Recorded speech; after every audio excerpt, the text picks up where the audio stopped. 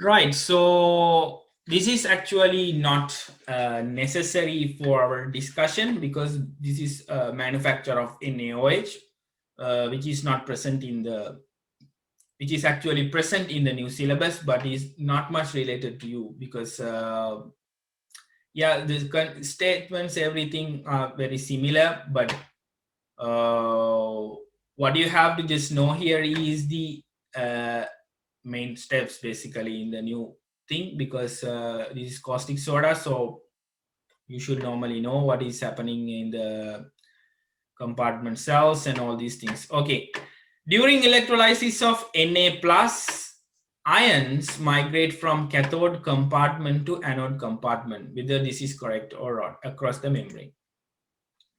So this is important to understand what is happening in the electrolysis. Okay, so I think I have explained to you even in the electrochemistry section what is actually happening, what is actually forming at the end when you have this NaCl aqueous. Okay, so in the diaphragm cell, it is essentially necessary to understand there is a difference between the levels, and there is this selectively permeable membrane which allow the difference in the concentration to pass. Okay, just to understand, right? So you do the electrolysis. Na plus ions migrate from cathode compartment to anode compartment across the membrane. This is typically wrong. Why this is wrong? Because Na plus is normally the cations, okay, which should be attracted towards the cathode, right? And when it is going to anode compartment, it's not the duty that it is going to perform, okay, because Na plus are cations, so we say cations goes towards cathode, anions goes towards anode. Okay, the anode and cathode used are titanium and nickel respectively. Now, this is not essentially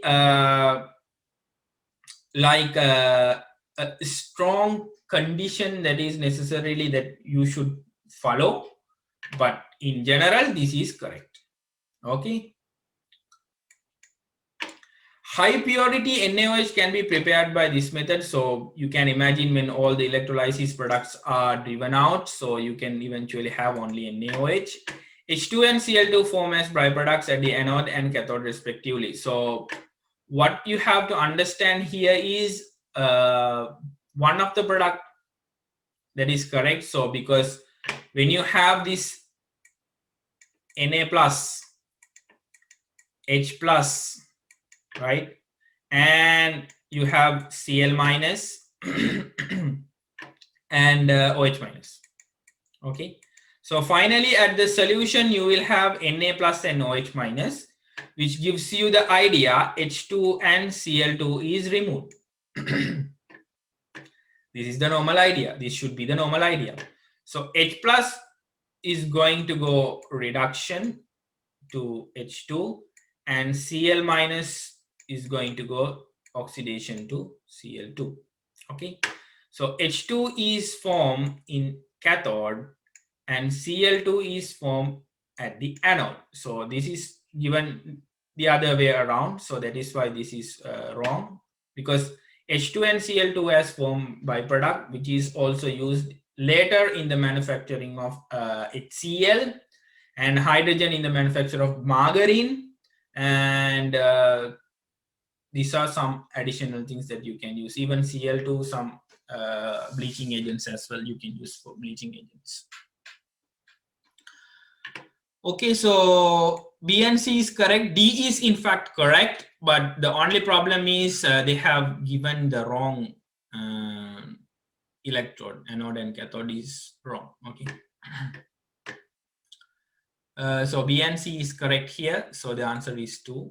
But what I am telling here is this is not important for your manufacturing of NaOH, because manufacturing of NaOH, you need to know the steps and what is actually happening there. This is just they have given just to test your knowledge on NaOH plus your ability to understand little bit of electrochemistry. Okay, because normally we do the electrolysis of NaCl aqueous, then you are going to get NaOH. Okay, and if you want to like extract sodium, then you are going to go with molten one. This is the general condition.